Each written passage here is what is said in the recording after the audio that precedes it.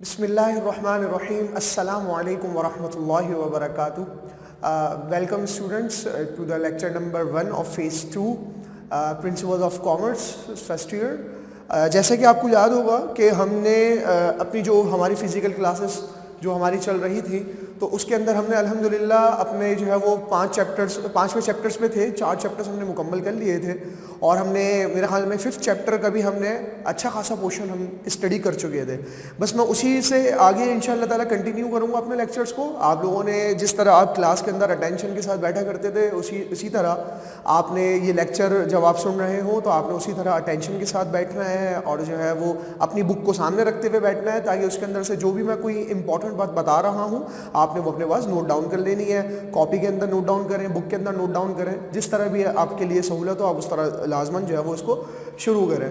तो आपको मैं दोबारा याद दिलाते चलूँ कि जॉइंट स्टॉक कंपनी के बारे में हम पढ़ रहे थे और उसकी हम कैरेक्टरिस्टिक्स पर थे। कुछ कैरेक्टरिस्टिक्स हमने क्लास में देख ली थी और कुछ कैरेक्टरिस्टिक्स मैं आपके सामने जो है वो यहाँ पर आज जो है वो ये जो टॉपिक है हमारा कैरेक्टरिस्टिक्स ऑफ अ कंपनी, इसको मैं कंप्लीट करवाऊंगा इंशाल्लाह।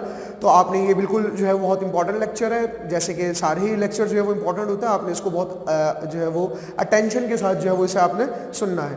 तो यहाँ पर आप देखिए कैरेक्टरिस्टिक्स का मतलब होता है खुसूसियात। तो कैरेक्टरिस्टिक्स ऑफ अ कंपनी मतलब ये कि हम इसके कैरेक्टरिस्टिक्स की बात कर रहे हैं कंपनी की जो उसकी खुसूसियात है। तो सबसे पहली खुसूसियत लिखी हुई है यहाँ पे एनुअल फाइनेंशियल स्टेटमेंट। तो एनुअल फाइनेंशियल स्टेटमेंट का मतलब क्या होता है, जैसे कि आपको याद होगा कि ये मैं क्लास के अंदर बार बार ये बात बता चुका हूँ कि हमारी जो फाइनेंशियल स्टेटमेंट्स होती हैं जिसके अंदर कंपनी अपना प्रॉफिट और लॉस जो है वो कैलकुलेट करती है जिस स्टेटमेंट के थ्रू, इसी तरह कंपनी जिस स्टेटमेंट के थ्रू अपने एसेट्स को अपनी लायबिलिटीज़ को जो है वो शो कर रही होती है उसे कहते हैं फाइनेंशियल स्टेटमेंट्स। और ये सालाना, एनुअल का मतलब होता है सालाना, यानी कि ये साल में एक दफ़ा लाजमन इसको बनाना जो है वो ज़रूरी होता है कंपनीज के लिए। तो एनुअल फाइनेंशियल स्टेटमेंट का मतलब ये है कि ये कंपनी की ये कैरेक्टरिस्टिक्स है कि उसने इसको बनाना होगा, उसके बाद इसका ऑडिट होगा, बाकायदा इसका ऑडिट करवाया जाता है। ऑडिट का मतलब ये होता है कि बाकायदा कुछ लोग जो ऑडिटर्स होते हैं वो जाकर जो है वो स्टेटमेंट्स को चेक करते हैं कि कहीं ऐसा तो नहीं कोई हेर फेर की गई हो, यानी कि कोई इसके अंदर गलती की गई हो या फिर कंपनी ने अपने टैक्स बचाने के लिए कोई एक्सपेंस को जो है वो बढ़ाकर दिखाया हो। ये जाहिर बात है एक्सपेंस बढ़ेगा तो उसकी वजह से प्रॉफिट कम हो जाएगा और प्रॉफिट कम होगा तो टैक्स जो है वो कम देना पड़ जाएगा।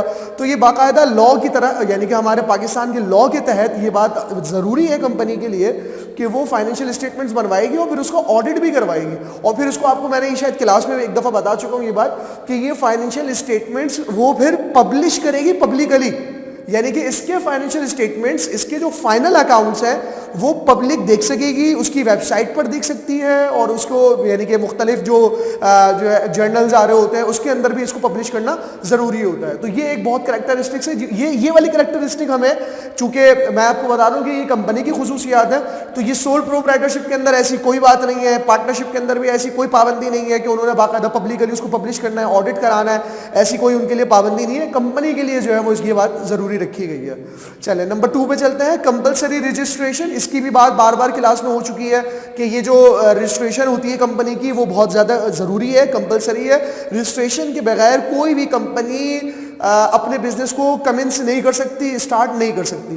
तो रजिस्ट्रेशन जो है वो कंपलसरी है। और मैं आपको यहाँ पर एक बात बताता चलूँ कि आपको याद होगा कि हमने उस लॉ का आपके सामने जिक्र करा था जो जिस लॉ के तहत कंपनी बनाई जाती है। तो मैंने आपको बताया था कि पाकिस्तान का जो पुराना लॉ था वो था कंपनीज ऑर्डिनेंस 1984 का जो है वो ऑर्डिनेंस था, वो पुराना था जो, लेकिन आपकी बुक के अंदर अभी भी यही लिखा हुआ है। उसकी वजह यह है कि बुक जो है वो अपडेट नहीं हुई है, तो इस वजह से मैंने आपके सामने ये बात रखी थी।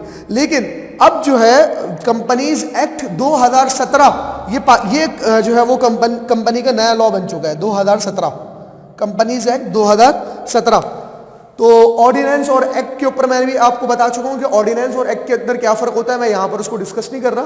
बहरहाल मैं आपको ये बताया कि कंपनी की रजिस्ट्रेशन ये कंपनीज एक्ट 2017 के तहत होनी चाहिए और हमारी बुक के हिसाब से कंपनीज ऑर्डिनेंस 1984 के तहत, ठीक है। तो ये भी आसान बात है। और रजिस्ट्रेशन वाली बात भी मैं आपको बता दूँ कि सोल प्रोप्राइटरशिप और पार्टनरशिप के लिए ज़रूरी नहीं है जी। नंबर 3 में लिखा हुआ है the liability of share holders is limited to their investment. ये भी कैरेक्टरिस्टिक है कंपनी की कि शेयर होल्डर्स की जो लायबिलिटी होती है वो लिमिटेड होती है उनके इन्वेस्टमेंट के थ्रू, उनके इन्वेस्टमेंट तक। तो ये इसकी वजाहत भी बार बार आपके सामने क्लास के अंदर आ चुकी है, मैं यहाँ पर डिटेल में नहीं जाऊँगा। आपको पता है कि लायबिलिटी के लिमिटेड होने का क्या मतलब है, ये बात आपके सामने आ चुकी है कि शेयर होल्डर्स की जो लायबिलिटी, यानी कि शेयर होल्डर्स कौन होता है, मालिक होते हैं कंपनी के, तो मालिक की जो लायबिलिटी है वो क्या है, वो लिमिटेड है, ठीक है। उसको यानी कि उससे ज़्यादा मुतालबा नहीं किया जाएगा उसकी इन्वेस्टमेंट से। अगर कंपनी डूब जाती है और जो है कर्जों में डूब जाती है कंपनी, और जो है वो उसकी इन्वेस्टमेंट जितनी है, मिसाल के तौर पर एक शेयर होल्डर है और उसने जो है वो 50,000 रुपये की इन्वेस्टमेंट करी हुई थी कंपनी के अंदर 50,000 की, उससे उसके जो पैसे अगर डूबे तो वो 50,000 ही डूबेंगे, उससे ज़्यादा नहीं डूबेंगे। उससे ये मुतालबा नहीं किया जाएगा कि तुम अपने घर से अपने पर्सनल एसेट्स को यूज़ करते हुए कंपनी की लायबिलिटी को पे ऑफ करो, सही है। ये मतलब था ये शेयर होल्डर्स की लिमिटेड लायबिलिटी का। और ये बात मैंने आपको बताया था कि पार्टनरशिप के अंदर और सोल प्रोप्राइटरशिप के अंदर नहीं है, बल्कि वहां पर जो मालिक की लायबिलिटी होती है वो अनलिमिटेड होती है।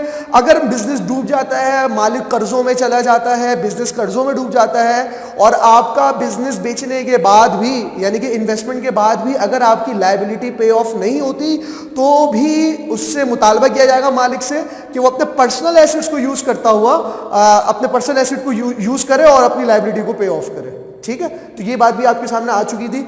नंबर 4 पे चलते हैं हम। Shares of the company can be transferred easily in the open market. बिल्कुल, ये भी आपके सामने बात आ चुकी है। देखिए, अक्सर बातें इसमें से हम क्लास में कर चुके हैं, इस वजह से मैं यहाँ पर ज्यादा डिटेल में नहीं जा रहा, मैं आपको बार बार ये बात कह रहा हूँ, ठीक है। ओपन मार्केट का मतलब यहाँ पर हम बहुत सिंपल सा हम आपको मार्केट बता देता हूँ, उसका नाम है स्टॉक एक्सचेंज। स्टॉक एक्सचेंज के अंदर जो है वो कंपनी के जो शेयर्स होते हैं उसको हम जो है वो इजीली ट्रांसफर कर सकते हैं। आज मैं इसका मालिक हूँ, कल जो है वो मैं किसी और को बेच सकता हूँ, वो किसी और को बेच सकता है, वो किसी और को बेच सकता है, और इसके थ्रू बाकायदा ट्रेडिंग हो रही है दुनिया के अंदर, पाकिस्तान के अंदर, और बाकायदा लोग इस पर ट्रेड करके लोग जो है वो कमा रहे होते हैं पैसा, ठीक है। तो ये जो इसकी यानी कि शेयर्स जो होते हैं वो इजीली ट्रांसफर हो सकते हैं, और ये बात हमें पार्टनरशिप के अंदर और सोल प्रोप्राइटरशिप के अंदर नहीं मिल रही होती। सोल प्रोप्राइटरशिप के अंदर तो ट्रांसफर होते ही नहीं है, सही है। पार्टनरशिप के अंदर भी अगर ट्रांसफर हो और एक बंदा यानी कि एक पार्टनर वो अपना शेयर वो किसी और को देना चाहता हो, अपना हिस्सा, तो भी उसको तमाम पार्टनर से इजाजत लेनी पड़ेगी। तमाम पार्टनर्स अगर अग्री होंगे उस सूरत में फिर वो अपने शेयर को ट्रांसफर कर सकता है। यहां पर ऐसी कोई पाबंदी नहीं है। यहां पर जिस शेयर होल्डर का जब दिल चाहे, जिसे दिल चाहे, वो अपने शेयर्स को बेच सकता है ओपन मार्केट के अंदर, और उस ओपन मार्केट का मैंने आपको नाम बताया स्टॉक एक्सचेंज, ठीक है। तो ये चौथी प्रॉपर्टी या चौथी कैरेक्टरिस्टिक जो है वो आपके सामने आ गई। नंबर 5 पे लिखा हुआ necessary documents are required for the registration of the company. Yes, ये जो हमारी जब कंपनी के लिए, कंपनी को हम जब रजिस्टर्ड करवाने के लिए जाते हैं तो उसके अंदर होता ये है कि हमें डॉक्यूमेंट्स कुछ बनाने पड़ते हैं, और वो डॉक्यूमेंट्स कंपलसरी रिक्वायर्ड होते हैं हर कंपनी से कि वो उसके बने हुए हों।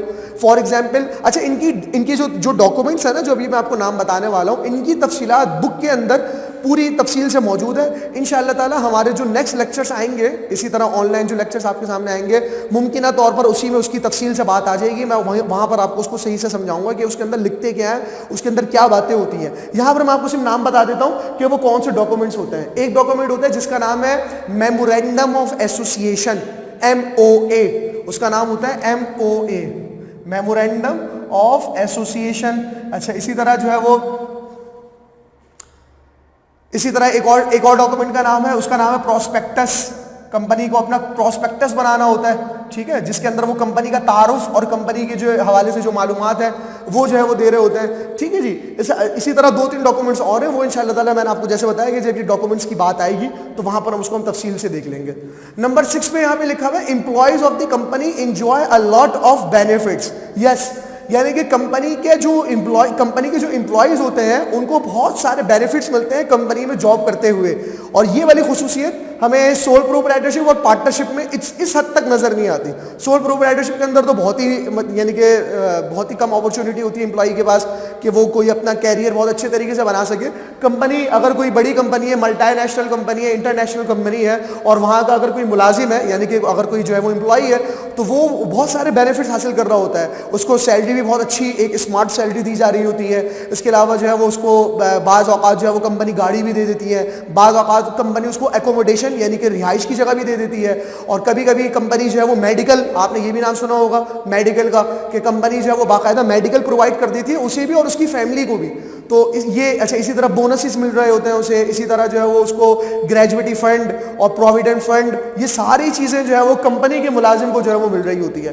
तो कंपनी की करेक्टरिस्टिक ये भी है कि इसके एम्प्लॉयज़ को बहुत बेनिफिट होता है। इसके जो एम्प्लॉय होते हैं, अच्छा ये मैं आपको बता दूं कि कंपनी के एम्प्लॉय होते भी हाईली क्वालिफाइड है, यानी कि लाजमी बात है उनकी एजुकेशन भी बहुत हाईली होनी चाहिए, तभी वो कंपनी के लिए एलिजिबल होते हैं। मतलब सिर्फ जो यानी कि कम तालीम याफ्ता इंसान जो होता है वो लाजमी बात है कि कंपनी के अंदर एडजस्ट नहीं हो पाता या अच्छी पोस्ट पर जो है वो नहीं जा पाता। बाकी जो हाईली क्वालिफाइड अच्छे पढ़े लिखे लोग होते हैं वो जो है वो कंपनी में बहुत आगे बढ़ जाते हैं। तो ये 6 कैरेक्टरिस्टिक्स जो है मैंने आपके सामने रखी हैं अभी जॉइंट स्टॉक कंपनी की। तो ये कैरेक्टरिस्टिक्स बुक के अंदर भी बहुत तफसील से मौजूद है। आप मेरे लेक्चर को सामने रखते हुए बुक को जब आप पढ़ेंगे इंशाअल्लाह ताला तो आपके लिए जो है वो ये मजीद आसान हो जाएगा। सही है इंशाअल्लाह ताला। अब हम जो है वो नेक्स्ट लेक्चर में इससे मजीद आगे बढ़ेंगे। इंशाअल्लाह ताला नेक्स्ट लेक्चर में मुलाकात होती है। अपना ख्याल रखें। जज़ाकुमुल्लाहु खैरन। अस्सलामु अलैकुम व रहमतुल्लाहि व बरकातुहू।